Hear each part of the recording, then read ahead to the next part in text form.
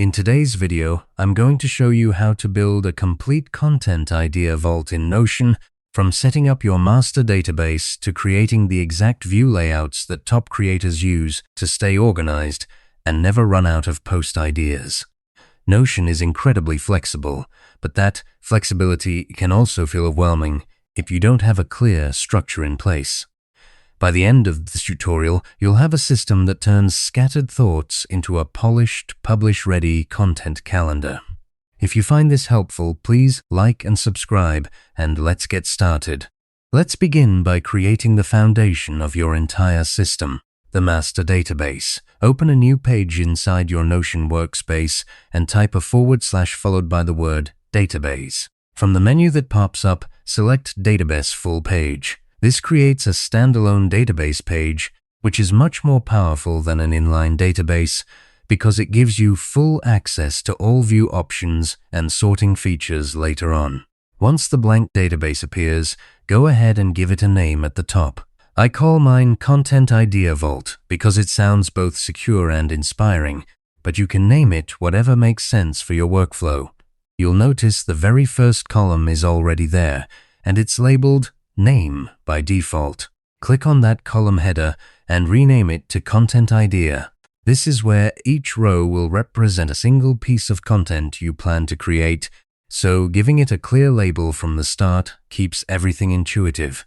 Now that your database has a name and a primary column, it's time to build out the properties that will make this vault actually useful.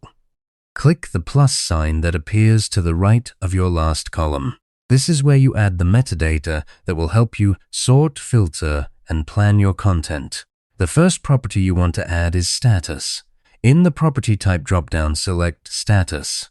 Notion Status property comes with a pre-built set of stages, but I recommend customizing them to match your workflow. Click on the status property name to edit the options. Remove the defaults and add these 5 stages in order: idea, in progress, ready, published, and archived.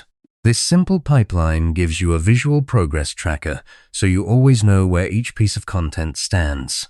The second property is platform. Set this as a multi-select property.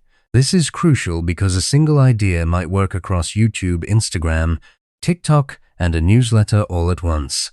Multi-select allows you to same idea with multiple platforms without creating duplicate rows. The third property is content type. Set this as a select property, which means you can only choose one option per row.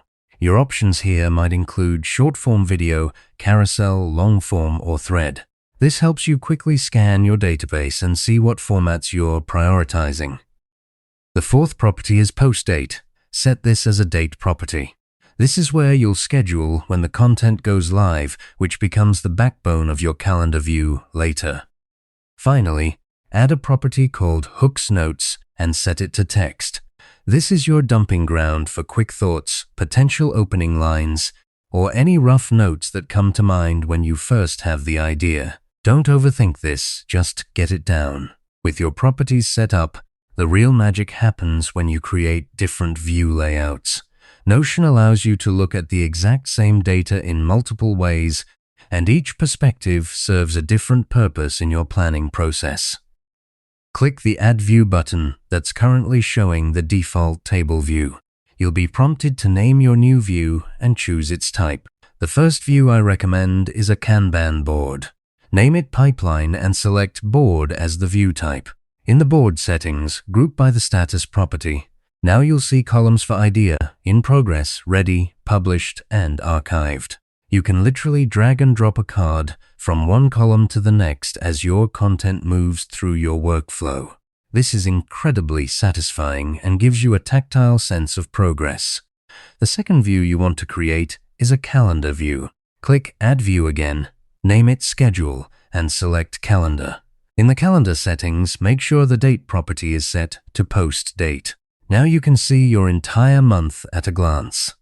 This is perfect for spotting gaps in your publishing calendar or making sure you're not overloading a single week. The third view is a table or gallery view. Your choice, but I lean toward table for this one. Name it Brain Dump, select Table, and then add a filter. Click Filter at the top of the view and set the condition to Status Contains Idea.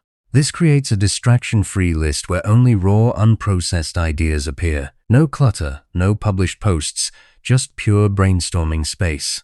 You now have a complete content idea vault that moves from brain dump to published archive with zero friction.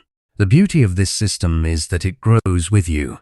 You can always add new properties later, like a priority number or a collaborator field if you are working with a team. As a next step, I'd recommend spending 10 minutes populating your brain dump view with 5 to 10 ideas you already have floating around in your head. Then, schedule one of them on the calendar and move it to In Progress. That single action will make the system feel real and motivate you to keep using it. If you ever get stuck, just come back to this video and revisit the steps. It's here for you whenever you need a refresher. Thanks for watching, and I'll see you in the next one.